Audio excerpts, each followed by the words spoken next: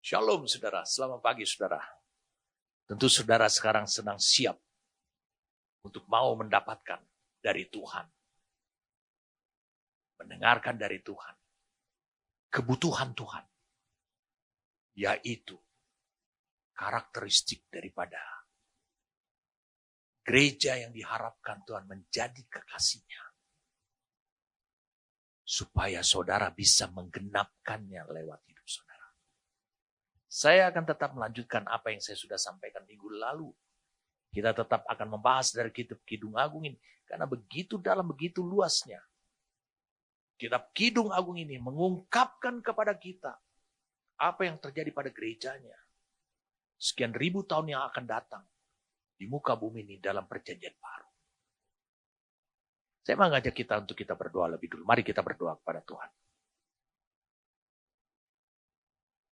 Terima kasih. Karena hal yang misterius, yang rahasia adalah milikmu, tapi hal yang disingkapkan adalah menjadi milik kami. Sehingga kami bisa mengetahui secara pasti rencanamu, langkah-langkahmu, dan bahkan kebutuhanmu Tuhan. Apa yang kau perlukan lewat hidup kami, menggunakan hidup kami, melalui kami Tuhan. Kami berterima kasih karena Engkau mengungkapkan bagaimana kami dibangun oleh Engkau. Menjadi dari umat-Mu menjadi kekasih-Mu Tuhan. Kami bersyukur padamu Tuhan. Untuk semua pekerjaan yang Tuhan lakukan pada di hidup kami ini Tuhan. Terima kasih untuk pemberian firman. Terima kasih untuk pekerjaan roh-Mu. Terima kasih dalam diri kami. Membawa hidup kami dibentuk dan menjadi sama seperti hari ini. Kami bersyukur padamu, kami siap untuk mendengarkan apa yang kau mau uraikan pada kami. Demi nama Tuhan kami Yesus Kristus. Amin. Kita kembali lagi untuk membaca Kidung 4. Sekarang kita lihat dari ayat 1, Kidung 4 ayat 1 itu merupakan pertemuan antara si gembala dengan si gadis Sunem. Muka dengan muka. Datangi dengan penuh risiko. Di istana mungkin. Di kota Yerusalem. Si gembala ini mendatangi. Tapi ketika dia datang, dia bukan menguatkan. Justru dia memberikan pujian. Mengagungkan siapa yang didapati. Dia mengungkapkan. Mulai pertama dari mata. Pujian buat mata. Kemudian dikatakan lagi buat rambut. Gigi, kemudian dikatakan lagi seperti bibir, mulut, kemudian lagi dikatakan pelipis, leher. Sekarang kita masuk pada ayat yang kelima dan ayat yang keenam mungkin sekaligus. Seperti dua anak rusa, buah dadamu, payudara. Seperti anak kembar kijang yang tengah makan rumput di tengah-tengah bunga bakung. Sebelum angin senja berembus dan bayang-bayang menghilang, aku ingin pergi ke Gunung Mur dan ke Bukit Kemenyan. Perhatikan baik-baik. Saya beritahukan lebih dulu. Ayat 5 itu adalah ungkapan perkataan daripada si gembala, kekasih si gadis Sunem ini.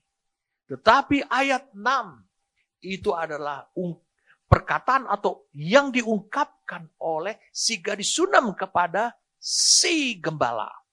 Dia bilang sebelum angin senja berembus dan bayang-bayang menghilang, aku ingin pergi deh ke Gunung Mur dan ke Bukit Kemenyan. Jauh dari tempat ini. Kita lihat lebih dahulu ayat yang kelima ini. Wow, ini makin seru saudara. Saudara lihat di sini bukan pornografi. Di sini bukan sesuatu yang porno. Tapi di sini adalah memiliki arti rohani yang luar biasa sekali. Tuhan juga memuji kecantikan gerejanya. Karena apa? Karena di ayat yang kelima ini berbicara tentang payudara, buah dada. Saya ingin kita mengutip dari King James Version di ayat yang kelima ini. Berbunyi, thy two breasts are like two young roes that that are twins, which fit among the lilies. Terjemahan bebasnya adalah, kedua buah dadamu bagaikan dua anak rusa kembar yang sedang makan rumput di tengah-tengah bunga bakung. Jadi kedua buah dadanya si wanita Sunam ini itu bagaikan. Saya ingin saudara membawa dulu payudara seorang gadis. Baru nampak dari luar. Di dalam bajunya itu. Itu adalah terlihat bahwa dia memiliki buah dada. Itu menunjukkan kedewasaan seorang gadis. Kita sudah belajar tadi pada ayat yang kedua minggu lalu tentang gigi. Gigi itu juga untuk orang dewasa. Jadi di sini saudara lihat ada payudara. Itu menunjukkan kedewasaan. Salah satu kepujian di ayat 5 ini dari si gembala. Itu juga kepujian Tuhan terhadap saudara sebagai gerejanya. Dari si gembala kepada si gadis Sunam ini adalah kedua buah dadamu bagaikan. Bagaikan apa? Dua anak rusa. Bagaikan. Jadi yang dimaksud adalah buah dadamu itu bagiku, kata si wati, kata si gembala tersebut. Aku melihat buah dadamu itu seperti bentuk, itu bukan bentuknya seperti anak rusa, bukan bentuknya seperti anak rusa. Bentuk fisiknya bukan seperti anak rusa, bukan itu maksudnya. Tetapi karakternya, sifatnya, buah dada itu bagiku. Berarti bagi si gembala, bagi Tuhanmu. Kalau engkau adalah gereja, itu memiliki karakter dan sifat seperti anak rusa.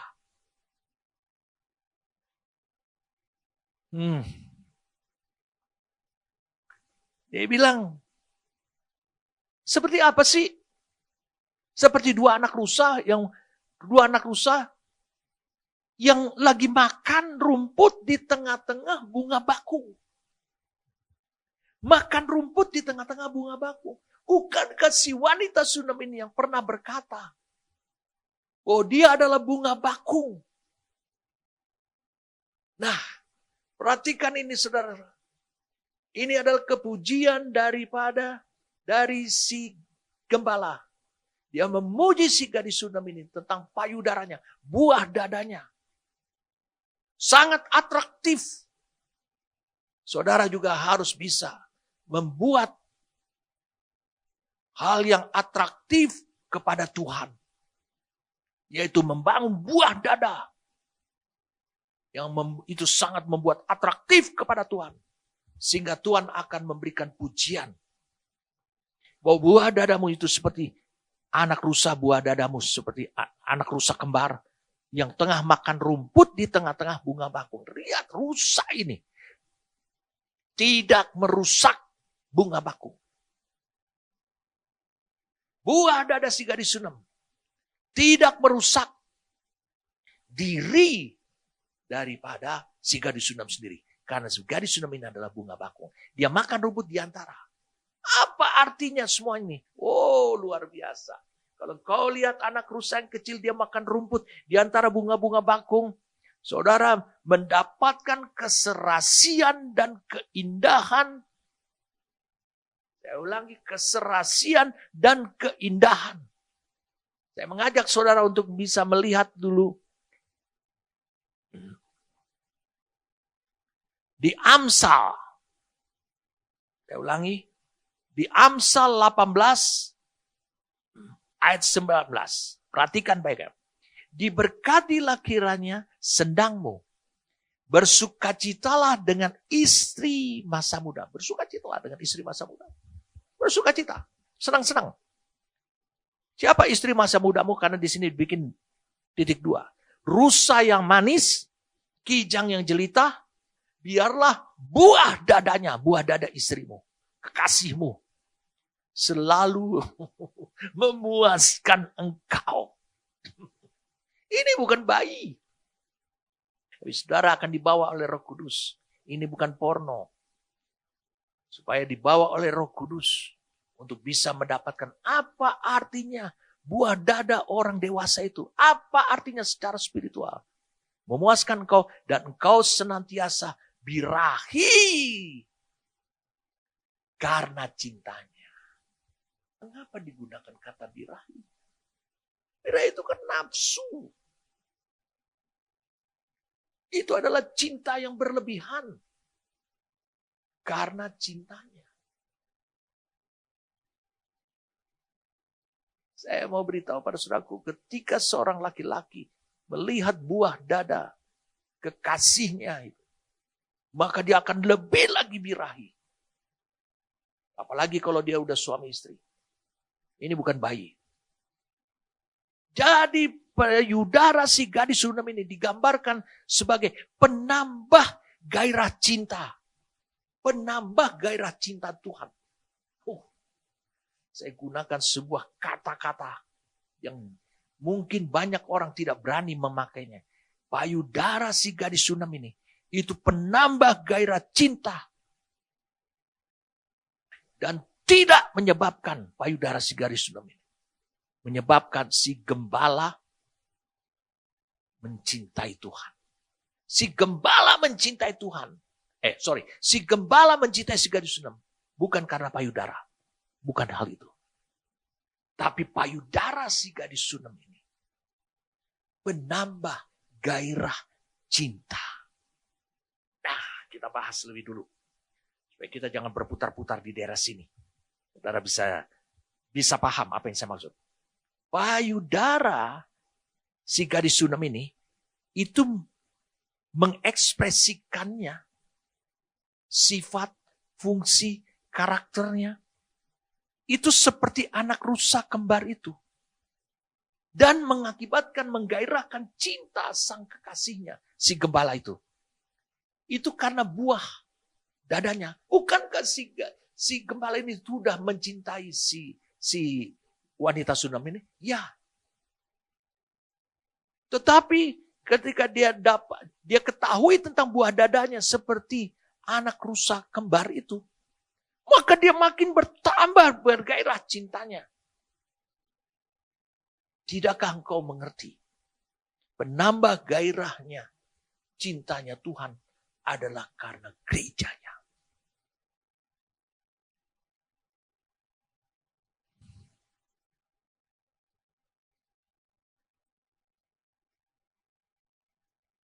Karena gerejanya. Mengapa?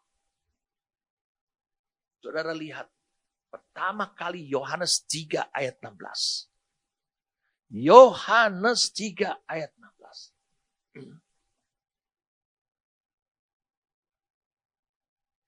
Karena begitu besar kasih Allah akan dunia ini. Sehingga ia telah mengaruniakan anaknya yang tunggal. Supaya setiap orang yang percaya kepadanya tidak binasa. Melainkan beroleh hidup yang kekal. Saudara bisa menjadi orang percaya. Karena Tuhan mencintai saudara. Pegang itu.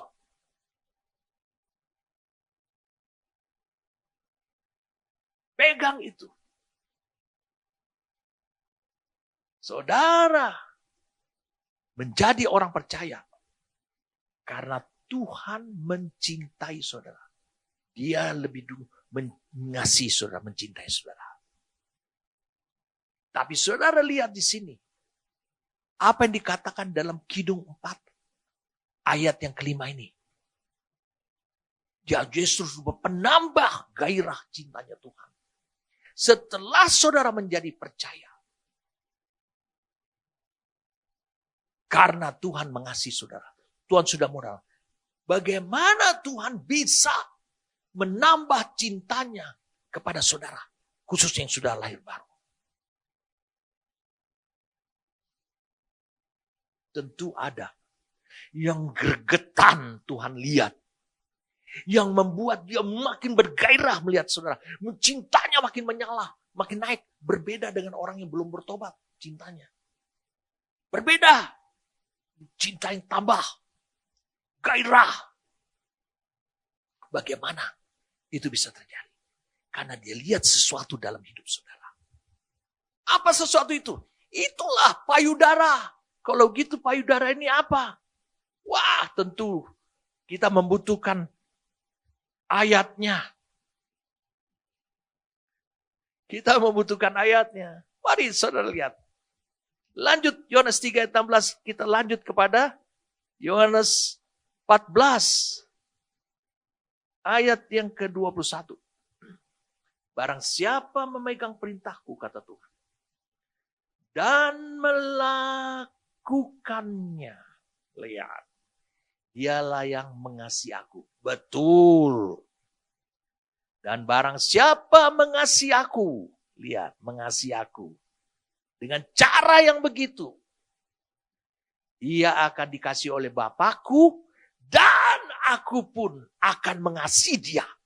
Ini kasih yang menyala-nyala. Yang tambahan. Bukan kasih untuk supaya saudara bertobat. Karena dia lihat saudara mengasihi Tuhan. Dengan cara memegang perintah Tuhan. Dan melakukan itu. Berarti payudara. Seperti anak rusa itu. Itu adalah ekspresi cinta saudara kepada Kristus. Dengan cara memegang perintahnya dia, perkataannya dia. Dan melakukannya. Jadi cinta saudara itu. Saudara lakukan. Itu yang membuat Kristus bergairah. Tuhan bergairah. Karena saudara lakukan itu seperti anak rusa. Anak rusa ini gambaran daripada apa? Rusa gambaran daripada apa? Kedamaian. Karena itu binatang yang damai. Tenang. Kemurnian. Ketulusan cinta. Hati, jiwa dan akal budi. Serta kasih yang murni.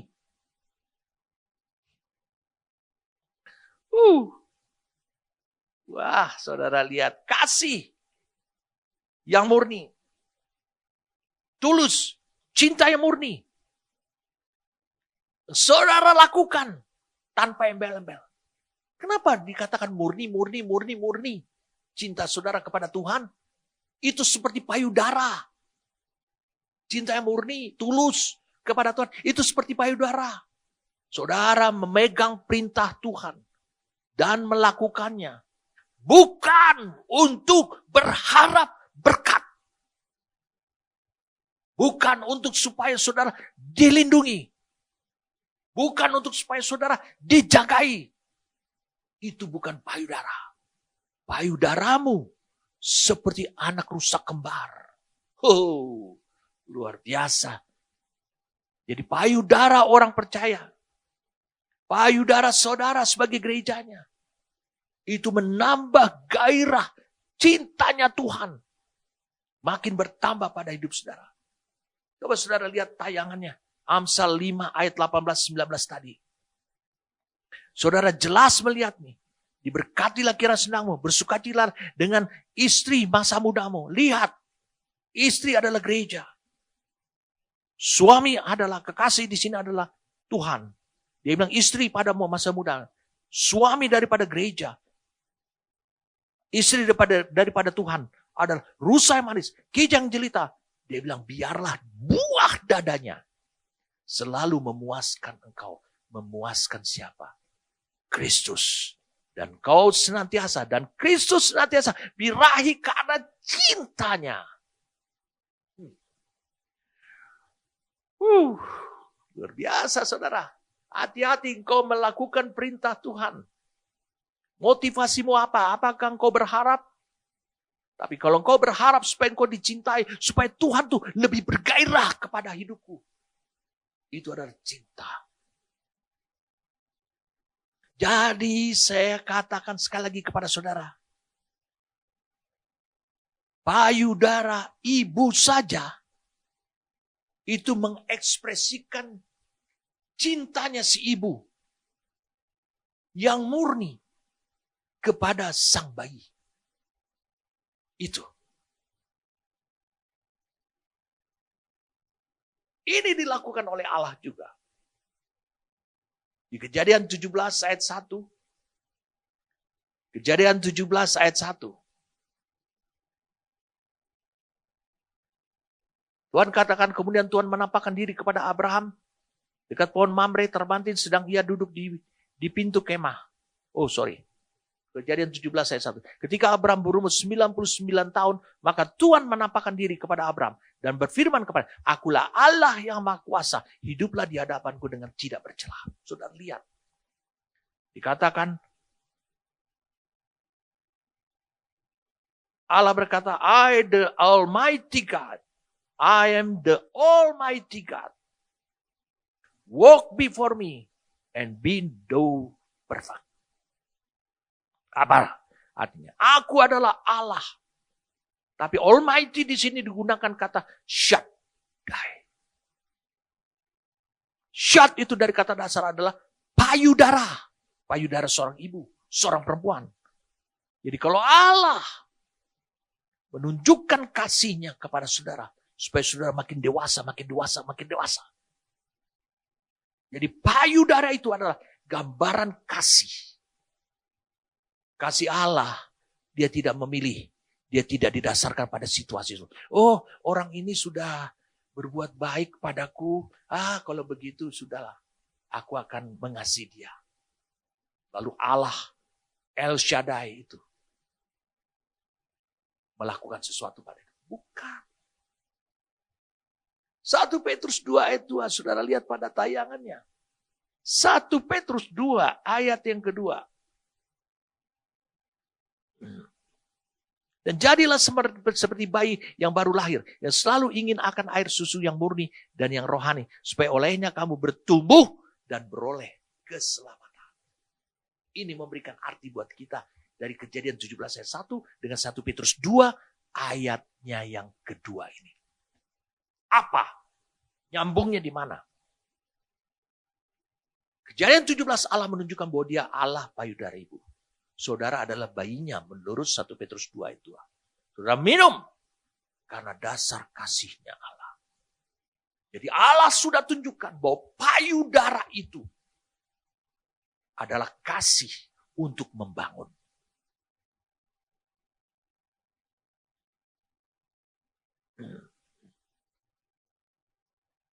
Mari kita lihat ada berbagai macam ayat. Di Yesaya 66, mari kita lihat supaya kita makin clear. Yesaya 66. Mulai ayat 10. Bersukacitalah bersama-sama Yerusalem. Yerusalem ini gereja. Bersorak-soraklah karenanya. Hai semua orang yang mencintainya. Jadi semua orang yang mencintai gereja. Bergiranglah bersama-sama dia, segirang-girangnya. Hai semua orang yang berkabung karenanya. Supaya kamu mengisap dan menjadi kenyang dari susu yang menyegarkan kamu. Supaya kamu menghirup dan menikmati dari dadanya yang bernas. Sebab beginilah firman Tuhan. Sesungguhnya aku mengalirkan kepadanya keselamatan seperti sungai, dan kekayaan bangsa-bangsa seperti batang air yang membanjir. Kamu akan menyusu. Akan digendong. Akan dibelai-belai di pangkuannya. Dampak kasih Allah. Dikatakan gerejanya akan menyusu. Itu kasih Allah. Lewat payudara. Dia bilang, payudara Allah. Dia tunjukkan kasih itu lewat bangsa-bangsa. Kekayaan bangsa-bangsa. Yesaya 60.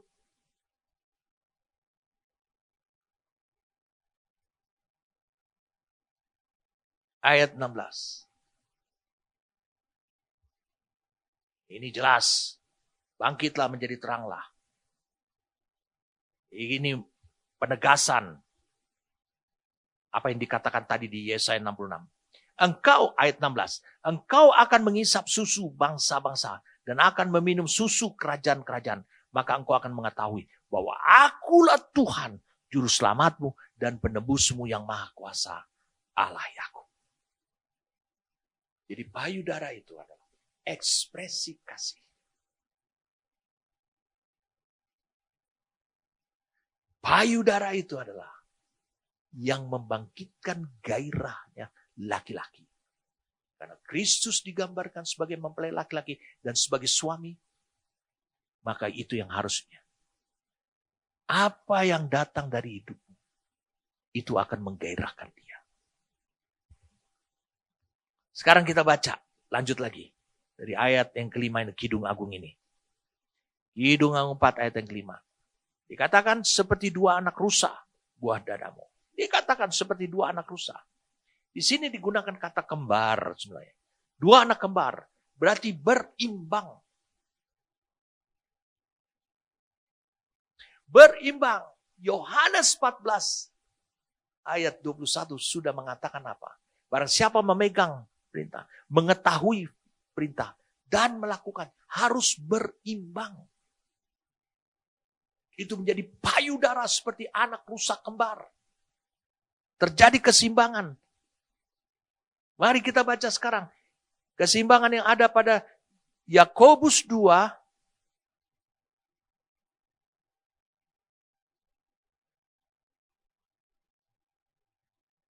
Ayat 17. Demikian juga halnya dengan iman. Jika iman itu tidak disertai perbuatan, maka iman itu pada hakikatnya adalah mati. Sia-sia. Mati. Sia-sia saudara. Gak ada gunanya.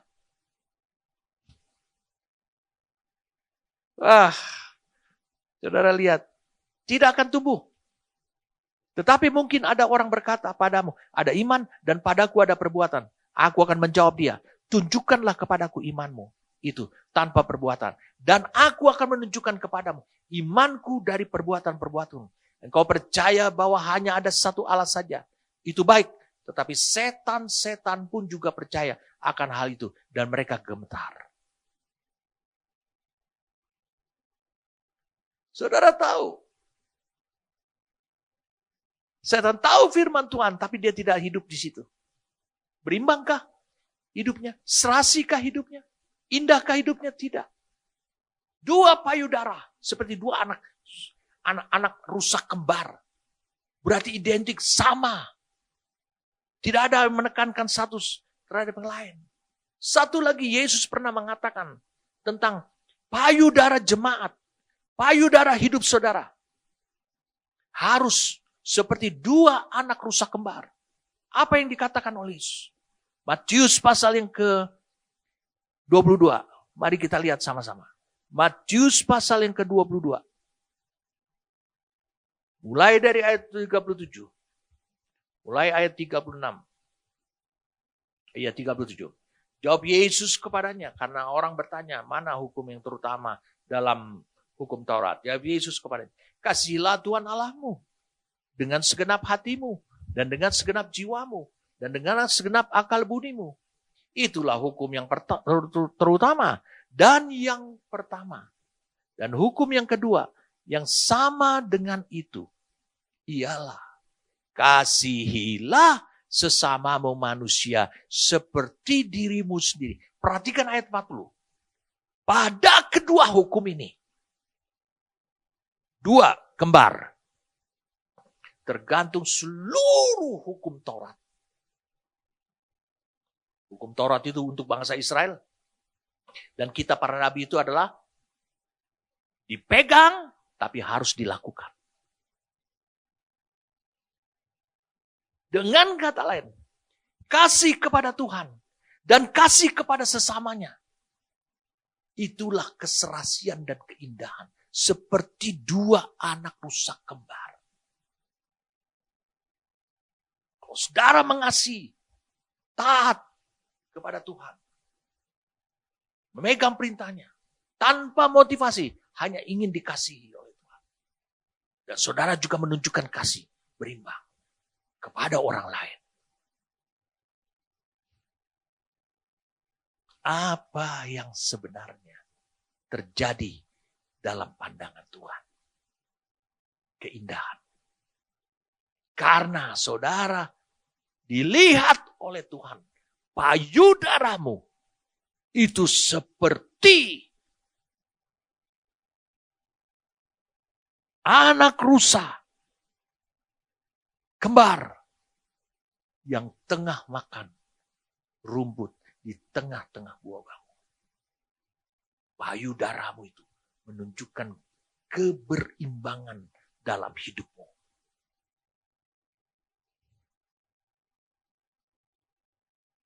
Kita bahas sekarang yang sedang makan rumput di tengah-tengah bunga bakung. Tadi udah saya bagi sedikit. Rusa-rusa tidak makan bunga bakung, tetapi rumput.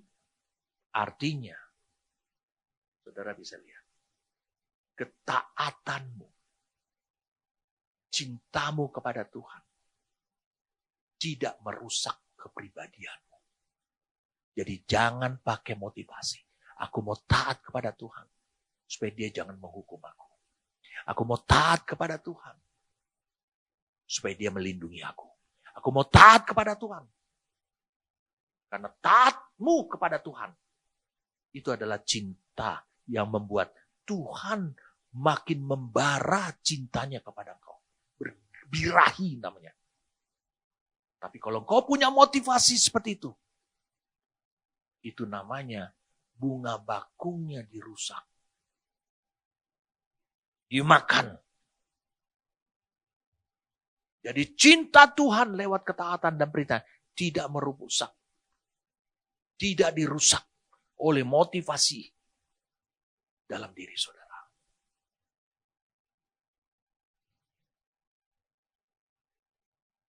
Siapa yang menyediakan rumput? Si gembala ini yang berkata demikian. Dia makan rumput di tengah-tengah bunga bakung. Siapa? Gembala itu sendiri. Tuhan yang menyediakan. Wow. Ini dahsyat ini saudara. Allah yang menyediakan padang rumput hijau. Dia menyediakan apa yang perlu kau makan. Apa yang Tuhan siapkan buat hidupmu untuk kau makan. Doktrin dan pengajaran melalui gigimu. Kau telan ke dalam hidupmu. Itu tidak akan merusak kepribadianmu. Tapi apa yang kau mulai kira-kira pengertianmu dalam mengolah firman Tuhan. Dan itu menjadi keyakinan, itu bisa merusak dirimu. Itu sebabnya biarkanlah supaya Tuhan bekerja membawa firman rema itu kepada hidupmu. Supaya olehnya menghasilkan iman. Jadi rumput ini disediakan oleh gembala. Domba-dombanya untuk dimakan domba. Meskipun itu di tengah bunga bakung. Dan betapa indahnya pemandangan seperti itu. Tuhan memandang keserasian dan keindahan. Cinta gerejanya. Itu sangat berimbang pada Allah dan pada sesama manusia. Ini yang membuat Tuhan bergairah. Saya katakan ini membuat Kristus bergairah. Saudara bisa bayangkan. Tuhan birahi. Karena apa? Karena cintamu. Ekspresi cintamu kepada Tuhan. Yaitu dengan memegang perintahnya. Dan melakukannya. Tanpa motivasi yang lain. Dan karena itu didasarkan oleh kemurnian. Ketulusan tanpa motivasi. Supaya diberkati. Tidak. Itu yang membuat Tuhan birahi kepadamu. Nafsunya menyala. Ada cinta tambahan yang tiba-tiba meledak, meletup-letup di dalam dirinya. Membakar dirinya, menyala-nyala. Makanya Yesus mengatakan, cinta akan rumahmu. Menghanguskan aku. Membuat dia menyala-nyala. Dalam mengasihi bait sucinya yaitu hidup saudara. Bunga bakung itu adalah kepribadian saudara yang sudah didandani oleh Tuhan. Kita lihat dulu. Sebelum kita lompat pada ayat 6. Kidung Agung 4 ayat 6. Ayat 27. Lukas 12 ayat 27. Perhatikanlah bunga bakung yang tidak memintal dan tidak menenun. Namun aku berkata kepadamu, Salomo dalam segala kemegahannya pun tidak berpakaian seindah salah satu dari bunga itu. Jadi, jika rumput di ladang yang hari ini ada dan besok dibuang ke dalam api kalau udah dicabut ya. Demikian didandani Allah. Terlebih lagi kamu, hai orang yang kurang percaya. Jadi janganlah kamu mempersoalkan apa yang akan kamu makan atau apa yang akan kamu minum, dan janganlah cemas hatimu. Semuanya itu dicari bangsa-bangsa di dunia yang tidak mengenal Allah. Akan tetapi Bapamu tahu bahwa kamu memang memerlukan semuanya itu. Saudara bisa lihat Lukas pasal 12 ayat 27 sampai ayat 30 ini menunjukkan apa? Bahwa kepribadian bunga bakung itu indah di mata Tuhan. Itu didandani oleh Tuhan. Tidak ada upaya manusia di dalamnya. Dan saudara bisa tahu, Tuhan menghubungkan ini dengan karakter kekhawatiran apa yang ada pada dirimu. Jadi kalau saudara meminta, mentaati perintah Tuhan supaya engkau diberkati, engkau berarti hidup dalam kekhawatiran. Jadi ketaatanmu itu adalah karena kekhawatiran. Bukan karena engkau mengekspresikan cintamu kepada Tuhan. Kalau kau mengekspresikan cintamu kepada Tuhan, itu yang menggairahkan Tuhan. Jadi Tuhan memandang keserasian dan keindahan cinta gerejanya pada Allah dan juga kepada sesama manusia. Wow, ini yang bergairah. Tuhan menunjukkan gairahnya, menyala-nyala. Sampai dia katakan apa yang dikatakan pada Kidung 4 ayat yang kelima ini. Wah, luar biasa. Seperti dua anak rusa buah dadamu. Seperti anak kembar kijang yang tengah makan rumput di tengah-tengah bunga bakung. Serasi sekali, indah sekali. Wow. Tidakkah engkau sadari, saudara, bahwa Allah sudah menyediakan suatu kehidupan posisi rohani yang indah di matanya bagi gerejanya. Posisi rohani itu adalah di mana buah dadamu nampak oleh Allah seperti dua anak rusa kembar yang tengah makan rumput di tengah-tengah bunga bakung. Itu suatu posisi rohani. Oke. Sekarang kita lanjutkan lagi, saudara. Mari kita lanjutkan. Dikatakan di ayat 6. Sebelum ini perkataan si gadis Sunem kepada kekasihnya. Dia bilang, aduh, sebelum angin senja berembus dan bayang-bayang menghilang, aku ingin pergi deh dari tempat ini. Gak nyaman dia. Dia tertindas di situ. Aku ingin pergi ke Gunung Mur dan ke Bukit Kemenyan. Apakah ini menjadi teriakan, saudara? Dari karakter kepribadian yang ditemukan Tuhan. Mulai daripada mata. Mulai daripada rambut. Lalu rambut, gigi, pelipis. Kemudian bibir, mulut, pelipis, leher. Lalu kemudian payudara. Itu kepujian dari Tuhan terhadap gerejanya. Sekarang, katakan ini lagi. Sebelum wanita ini gereja, apakah ini menjadi teriakanmu? Jadi si gadis Sunem ini memberitahukan kepada kekasihnya. Apa yang diberitahukan kepada kekasihnya? Perhatikan ini baik-baik. Bahwa dia ingin segera pergi dari kota ini. Tapi saya mengutip dari King James Version. Saya akan jelaskan kepada saudara. Dia bilang, until the day break and the shadows flee away, I will get me to the mountain of myrrh and to the hill of frankincense. Terjemahan bebasnya adalah seperti ini. Sebelum fajar menyingsing, perhatikan baik-baik ini. Karena ini dia sangat tertekan nih. Makanya kata-katanya seperti itu. sebelum fajar menyingsing dan bayang-bayang menghilang, aku hendak pergi ke Gunung Mur dan ke Bukit Kemenyan. Saudara lihat, si gadis Sunam ini menunjukkan teriakan yang kuat.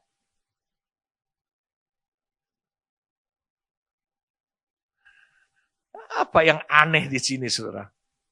Sebelum fajar menyingsing, sebelum matahari terbit, dan sebelum bayang-bayang menghilang, bayang-bayang dirimu, dia mau pergi ke Gunung Mur dan ke Bukit Kemenyan, lari ke tempat yang tinggi. Perhatikan ini yang saya mau jelaskan kepada saudara. Dengarkan baik-baik.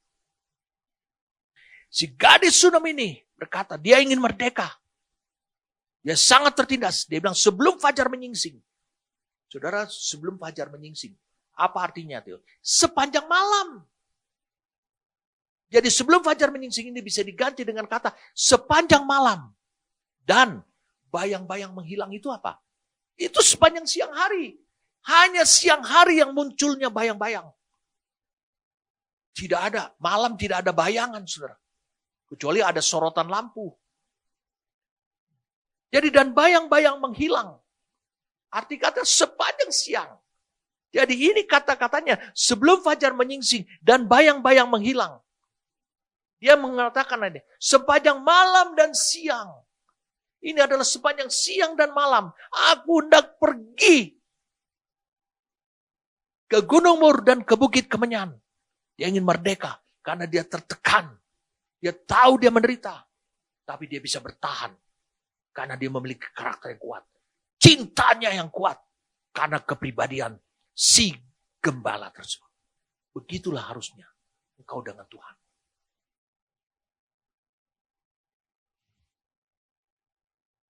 Jadi saudara lihat ini kerinduan yang besar untuk apa ini? Saya tunjukkan pada saudara. Apa yang Rasul Paulus. Ini harusnya menjadi kerinduan saudara. 2 Korintus pasal yang ke-5.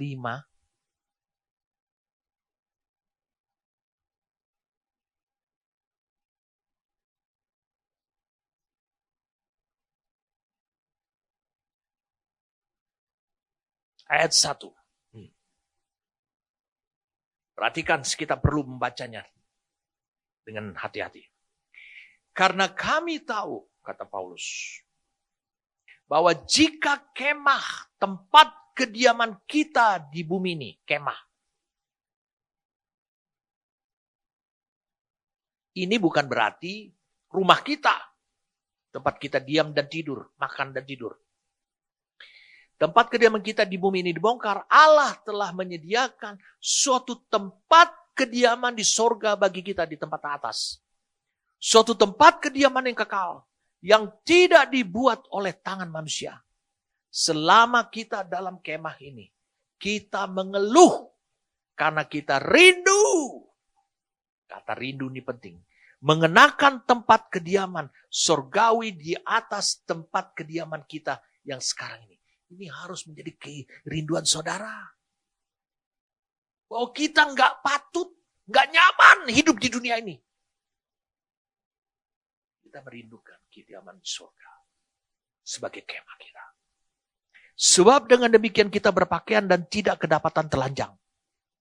Sebab selama masih diam di dalam kemah ini, di dunia ini, kita mengeluh oleh beratnya tekanan. Bukankah si gadis Sunam mengalami tekanan? Ya, maka dia mau pergi ke Gunung Mur dan ke Bukit Kemenyan.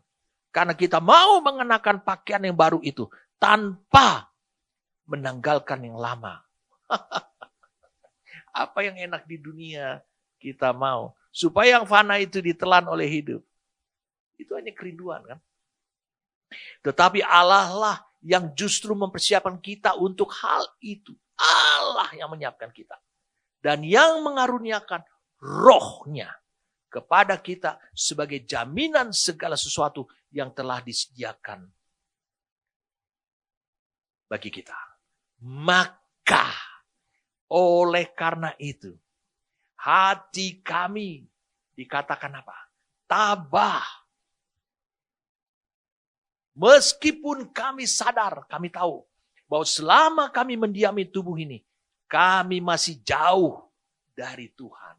Sekarang Tuhan berdiam di tahtanya. Lanjut. Sebab hidup kami ini adalah hidup karena percaya.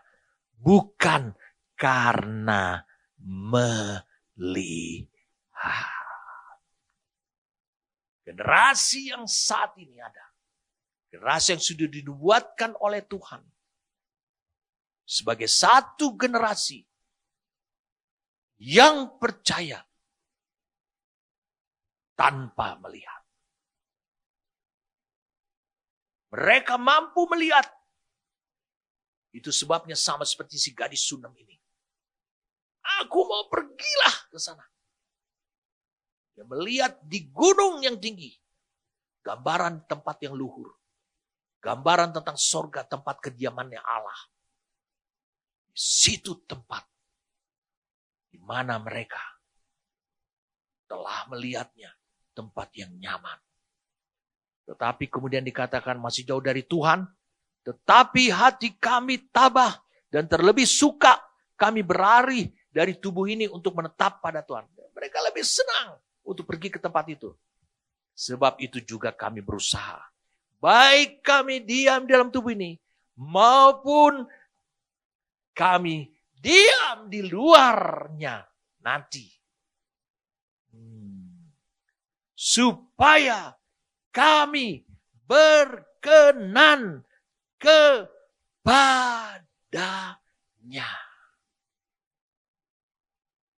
Supaya kami berkenan kepada, disukai oleh Tuhan. Salah satu yang menjadi kepujian bagi Tuhan pada hidup saudara, dia melihat engkau mengungkapkan kerinduan untuk pergi ke Gunung Mur, ke Bukit Kemenyan. Tidak ada kedua gunung ini. Tapi saya mau katakan kepada saudara, namun ini merupakan suatu posisi rohani yang luhur maksudnya. Seperti gunung, tempat terpencil. Tidak semua orang bisa menjangkau tempat ini.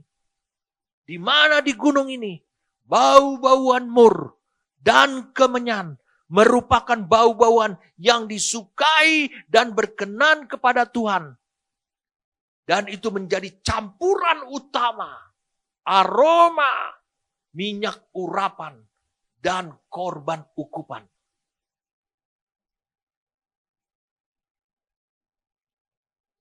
Saudara mengerti, Gunung Mur, Bukit Kemenyan, kau mau ke tempat sana. Itu adalah suatu posisi rohani. Posisi rohani apa? Pengorbanan bagi Allah. Yang disukai oleh Allah. Oleh Tuhan. Baunya pengorbanan saudara. Itu seperti yang kaya dengan aroma. Dicium oleh Tuhan. Tuhan sangat menyukainya. Roma 12. Mari kita lihat sekarang. Roma pasal 12. Karena itu saudara-saudara, demi kemurahan Allah aku menasihatkan kamu supaya kamu mempersembahkan tubuhmu. Ini kemah, tempat kediaman ini. Sebagai persembahan yang hidup, yang kudus, dan yang berkenan kepada Allah. Itu adalah ibadahmu sejati. Bagaimana kau bisa mempersembahkan tubuhmu? Kau harus mencapai dulu satu posisi rohani. Gunung.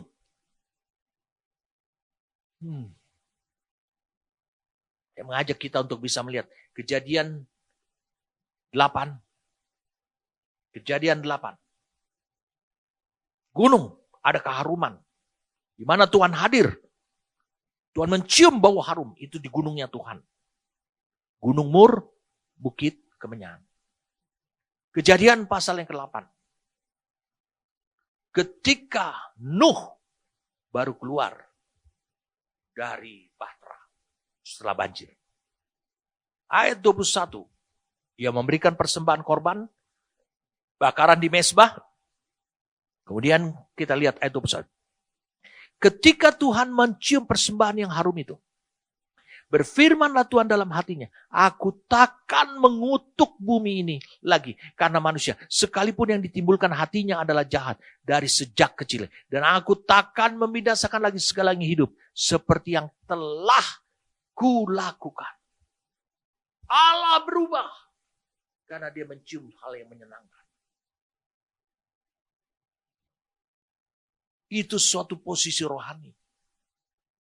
Allah bisa membalikkan semuanya. Di posisi ini. Segala keadaan yang kau dapatkan di posisi tempat yang tinggi itu adalah kebalikan. Filipi pasal yang keempat. Perjanjian baru. Ayat yang ke-18. Kini aku telah menerima semua yang perlu daripadamu. Dari jemaat Filipi. Malahan lebih daripada itu. Aku berkelimpahan. Karena aku telah menerima kirimanmu dari Epafroditus. Suatu persembahan yang harum. Suatu korban yang disukai. Dan yang berkenan kepada Allah. Dikatakan persembahan yang harum. Di sini dikatakan adalah sweet smell. A sacrifice acceptable.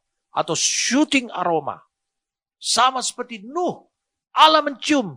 Itu persembahan yang harum. Bagaimana mungkin jemaat Filipi yang miskin bisa terus membantu walaupun Paulus tidak ada di dalam Filipi. Di Tesalonika dia bantu. Di kota-kota lain dibantu. Dari jemaat Filipi ini dibantu-bantu. Padahal jemaat itu miskin. Itu menjadi, ingat, tidak semua orang bisa melakukan seperti itu. Saudara juga tidak bisa melakukan seperti itu. Karena itu adalah suatu posisi rohani. Yang membuat saudara bermurah hati. Tahu dan tepat waktu untuk membuat persembahan korban pada Tuhan dan hamba-hambanya. Jadi saudara lihat di sini. Saya ingin supaya saudara memahami tentang hal ini. Kalau kau lihat lagi di Efesus pasal yang ke-5. Efesus 5 ayat yang kedua. Dan hiduplah di dalam kasih. Dalam cinta. Sebagaimana Kristus juga telah mengasihi kamu. Mengasihi kamu. Makanya dia. Dan telah menyerahkan dirinya untuk kita sebagai persembahan dan korban yang harum bagi Allah. Pengorbanan Yesus itu menjadi bauan yang harum. Kalau begitu, Gunung Mur, Bukit Kemenyan ini, itu adalah suatu posisi rohani di mana Allah mencium bau-bauan yang harum. Berarti ini adalah suatu kerinduan yang luar biasa. Abraham mengetahui, Abraham mengalami Gunung Mur dan Bukit Kemenyan bagi Abraham adalah Gunung Moria. Sana dia nyaris mempersembahkan Ishak. Dan Yesus, seperti yang dikatakan di Efesus 5, ayat 2 ini.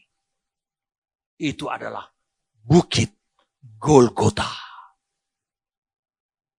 Dan memang di Bukit Golgota itu juga, setelah mayat Yesus diturunkan, Nikodemus datang dengan Yusuf Arimatea. Dia membawa banyak minyak. Minyak mur dan gaharu untuk mengolesi, untuk diolesi pada Yesus. Wow. Kita lihat ayatnya, saudara. Tetapi saudara tahu bahwa menurut Efesus 2, apa yang dilakukan oleh Yesus, pengorbanan itu bauan yang harum bagi Allah. Itu suatu posisi rohani. Jadi kerinduan si wanita ini, dia mau meningkatkan posisi rohaninya ke suatu tempat. Di mana di situ bau-bauannya yang dicium oleh Allah, dia juga mencium yang sama. Mur dan kemenyan. Itu kerinduan dia. Jadi dia di Israel tuh nggak ada gunung Mur, nggak ada tuh bukit kemenyan, tidak ada sampai hari ini. Tapi ini adalah sebuah bahasa rohani. Bawa aku. Karena pencobaan itu ada, mencobai aku di level ini, aku tertekan. Tapi kalau aku naik ke tempat posisi rohani, di mana di sana tidak ada iblis lagi. Iblis tidak ada di sana. Iblis sudah dicampakkan ke bumi. Yohanes 19 ayat 39. Kita baca Yohanes 19 ayat 39. Mulai dari ayat 38. Yohanes.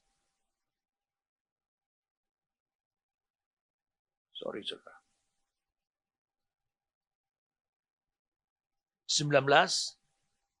Mulai dari ayat 38 sampai 39.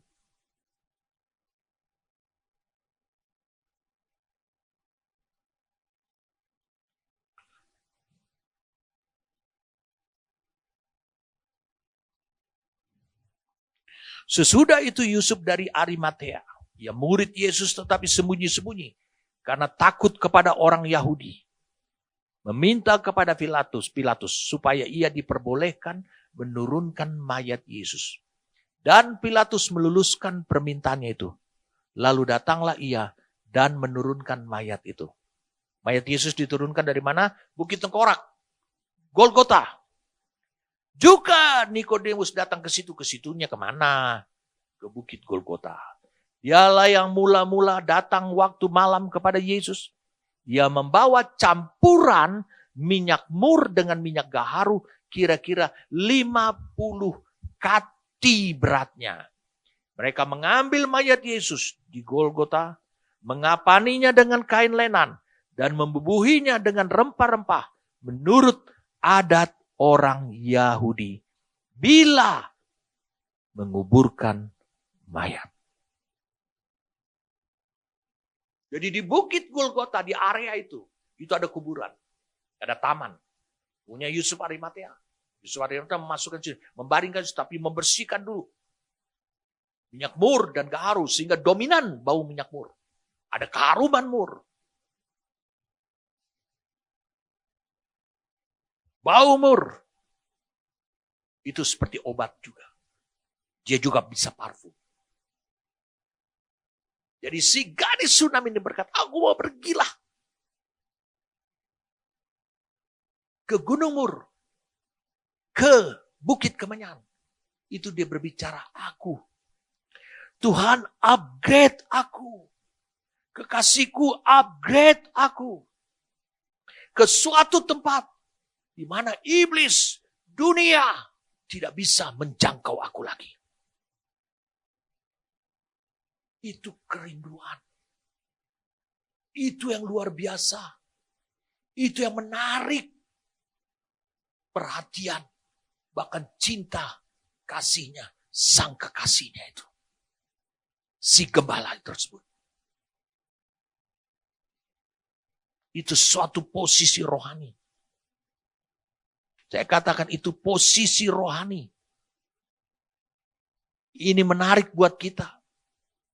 Apakah saudara merindukan posisi rohani seperti itu?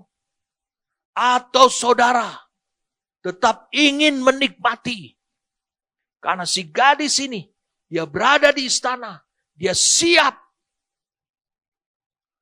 untuk dijadikan istri atau mempelai. Status dia oleh dunia akan segera berubah. Tetapi lihat teriakannya dia. Berbeda dengan rencana apa yang dunia mau lakukan buat dirinya. Di dalam dirinya, dia katakan sebelum angin senja berembus dan bayang-bayang menghilang. Sepanjang malam, sepanjang siang. Dia bilang, aku ingin pergi Naikkan posisiku. Aku gak mau berada di tempat ini. Gak cocok aku hidup di posisi rohani ini. Bisakah engkau menyadari, saudara? Ini tantangan buat saudara. Jujur katakan di hadapan Tuhan. Apakah saudara terus puas dengan posisi rohani saat ini? Yang membuat saudara suatu saat juga mungkin saja bisa jatuh dalam dosa. Gagal dalam pencobaan. Bisa saja, saudara. Seharusnya engkau memiliki kerinduan. Upgrade aku Tuhan. Naikkan aku Tuhan. Aku ingin pergi. Ya katakan sekali lagi. Aku ingin pergi. Pergi kemana? Aku ingin pergi. Pergi kemana, saudara?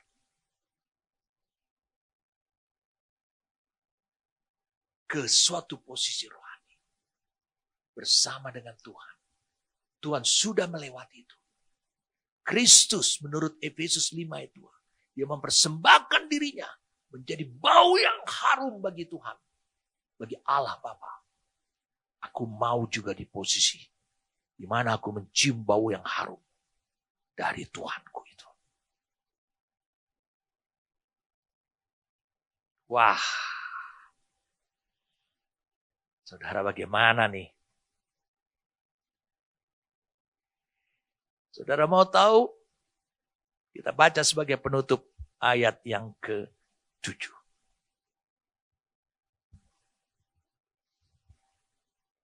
Dengarkan ini. Ayat ini. Engkau cantik sekali. Engkau cantik sekali. Manisku. Tak ada cacat celah padamu. Apakah Tuhan mendapati engkau seperti itu, saudara?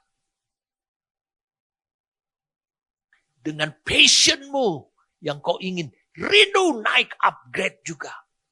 Dengan karaktermu, mata, rambut, bibir, mulut, pelipis, leher,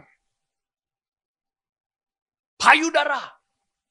Sekarang passion, kerinduanmu yang besar. Kau mau di-upgrade. Maka si gembala ini memberikan tanggapan. Maka kekasih si gadis Sunam ini. Maka Tuhanmu apakah akan mengatakan ini? Engkau cantik sekali manisku. Gerejaku. Tak ada cacat celah. Menurut Tuhan hidupmu. Tuhan harus mendapati gerejanya. Tanpa cacat celah. Sesuai dengan ukuran kriteria dia. Sebagai kekasihnya. Dengan demikian. Maka biarkanlah. Tuhan yang mengerjakan hidupmu. Tuhan yang menjadikan engkau istri sesuai hatinya. Hosea 2. Ayat 8 dan 9. Hosea 2. Ayat 18 dan 9. Aku kata Tuhan. Akan menjadikan engkau istriku untuk selama-lamanya. Dan aku akan menjadikan engkau istriku dalam keadilan. Kebenaran. Kasih setia. Kasih sayang. Aku akan menjadikan engkau istriku dalam kesetiaan. Sehingga engkau akan mengenal Tuhan. Sesuai hatinya. Kalau engkau baca lagi dalam Efesus pasal yang kelima. Mulai dari ayat 25. Kita bisa baca. Hai suami. Kasihlah istrimu sebagaimana Kristus telah mengasihi jemaat. Lihat. Dan telah menyerahkan dirinya baginya. Untuk menguduskannya. Sesudah ia menyucikannya dengan memandikannya dengan. Bukan dengan. Memandikannya. Oh dengan air. Yaitu firman rema. Ayat 27. Supaya dengan demikian. Dimandikan. Tuhan kerjakan. Dimandikan. Supaya dengan demikian ia menempatkan jemaat di hadapan dirinya. Dengan cemerlang. Tanpa cacat atau kerut. Atau yang serupa itu. Tetapi supaya jemaat kudus. Dan tidak bercela. Apa yang dikatakan oleh si gembala ini kepada si gadis Sunem? Kau cantik sekali manis. Tak ada cacat celah pada dirimu. Tuhan berikan firman rema. Supaya saudara mandi. Saudara mandi tiap hari dong. Iya. Satu hari berapa kali? 2 kali. Sesering mungkin memandikan itu membersihkan diri. Supaya engkau tidak bercacat bercelah dari cemerlang. Jadi saudara lihat. Perbuatan Tuhan membuat gerejanya saudara. Cantik sekali. Manis. Tak ada cacat celah pada dirimu. Sesuai dengan hatinya. Bahkan Tuhan juga birahi lihat engkau. Ada cinta tambahan yang tidak dia berikan. Yang tidak dilakukan kepada orang yang belum bertobat. Kepada umat manusia. Tapi dia birahi kepada gerejanya. Saudara dimandikan. Saudara dikatakan engkau cantik sekali manisku. Tak ada cacat celah padamu. Dengarlah suara Tuhan. Suara Tuhan kita yang berkata kepada hidup saudara. Haruslah demikian. Tuhan memberikan pujian kepada engkau. Engkau cantik sekali manisku. Tak ada cacat celah padamu. Dalam segala aspek kehidupanmu. Dalam segala aspek kehidupanmu. Tak ada cacat celah dalam hidupmu. Karena aku yang menyediakan tiap hari. Tiap saat. Tiap saat. Tidak pernah berhentinya. Firman rema. Roma 10 ayat 17. Jadi iman timbul dari pendengaran. Dan pendengaran oleh firman Kristus. Di sini gunakan firmannya adalah remata.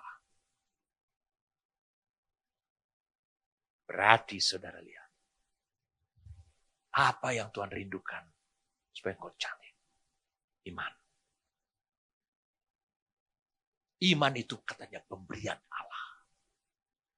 Makanya lewat firman rema. Dimandikan, dibersihkan cara berpikirmu. Dan untuk semua aspek kehidupan. Karaktermu, apa saja. Jadi saudara lihat. Sang gembala ini menyaut. Keluhan. Passion daripada si gadis itu.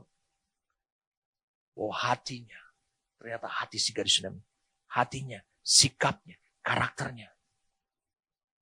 Kesetiaannya, imannya. Semua cantik. Tanda kesetiaan si gadis itu. Itu lahir dari iman. Apa yang membuat saudara cantik pada pemandangan Tuhan? Apa yang membuat cantik? Dia mendapati iman pada hidup. Iman ini menjadi dasar buat hidup saudara. Untuk saudara melihat kepada alamnya Allah. Kepada alam roh. Hal-hal apa yang Allah sudah kerjakan. Sudah lakukan. Sehingga kau berpegang teguh di dunia yang sementara ini. Yang tidak abadi ini. Berpegang teguh. Engkau telah melihat hal yang kekal dengan matamu sendiri. Saya berharap ini ayat yang terakhir mari kita lihat. Waktu Yesus berkata, dia menemukan iman. Matius pasal yang ke-15.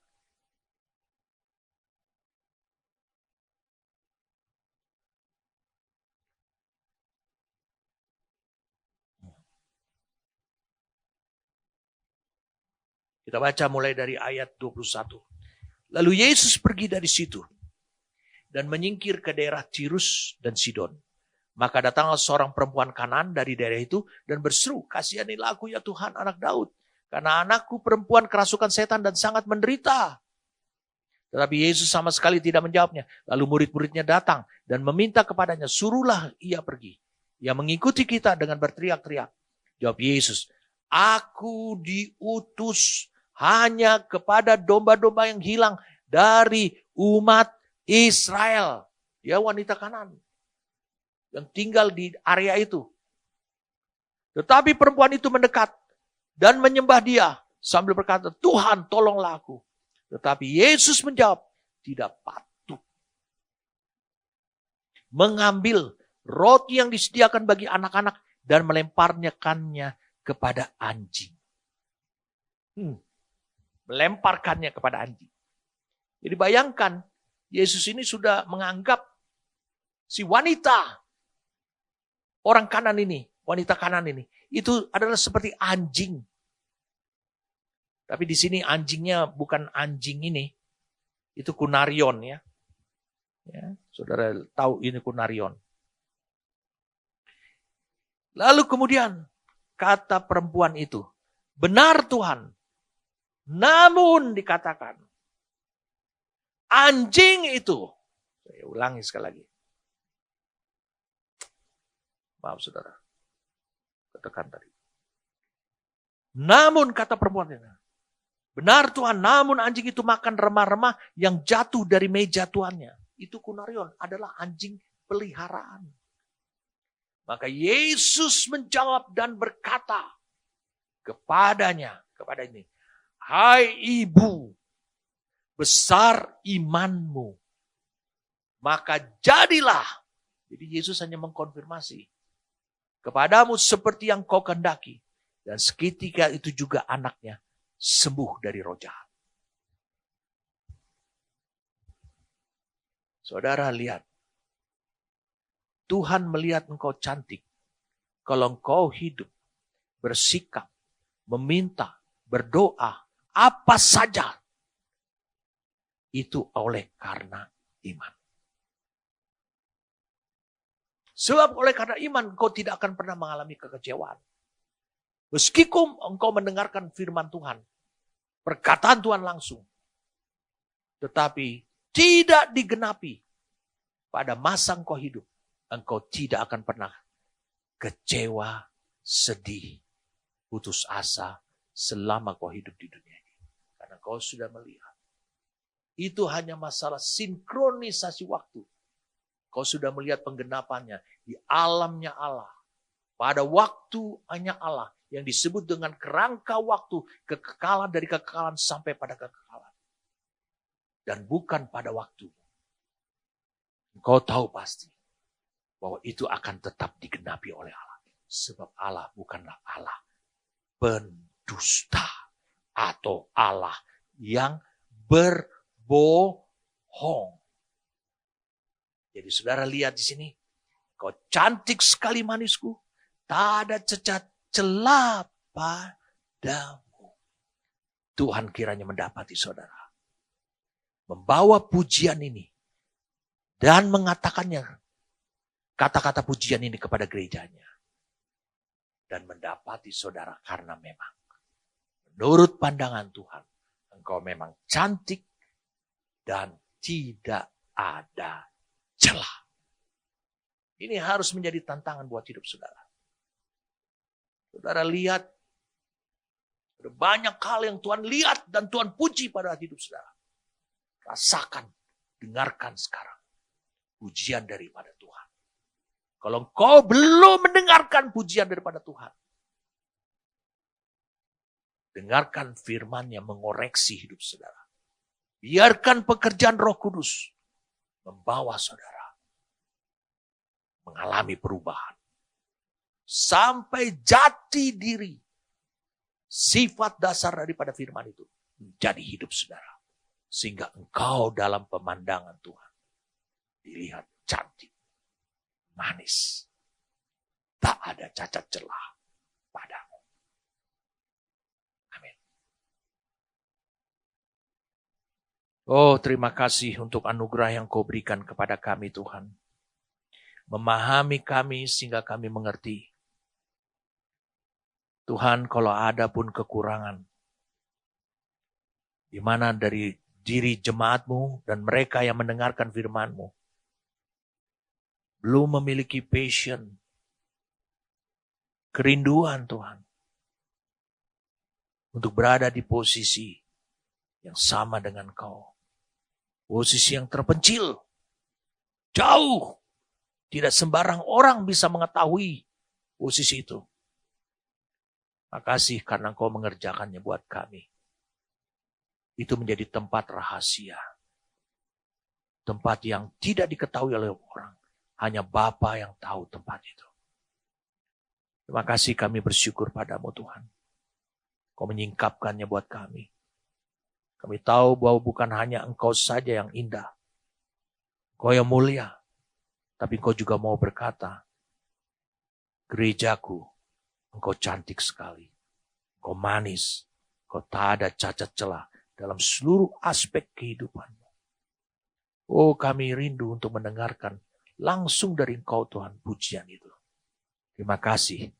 Kami dijadikan oleh Tuhan untuk menjadi istri kesayanganmu. Istri menurut dambaan hatimu. Menurut ukuranmu Tuhan. Kami bersyukur untuk pekerjaanmu Tuhan. Terima kasih. Terima kasih. Demi nama Tuhan kami Yesus Kristus kami bersyukur untuk pekerjaan roh-Mu, untuk firman-Mu Tuhan. Dan terima kasih untuk apa yang telah Tuhan bangun dalam hidup kami. Amin.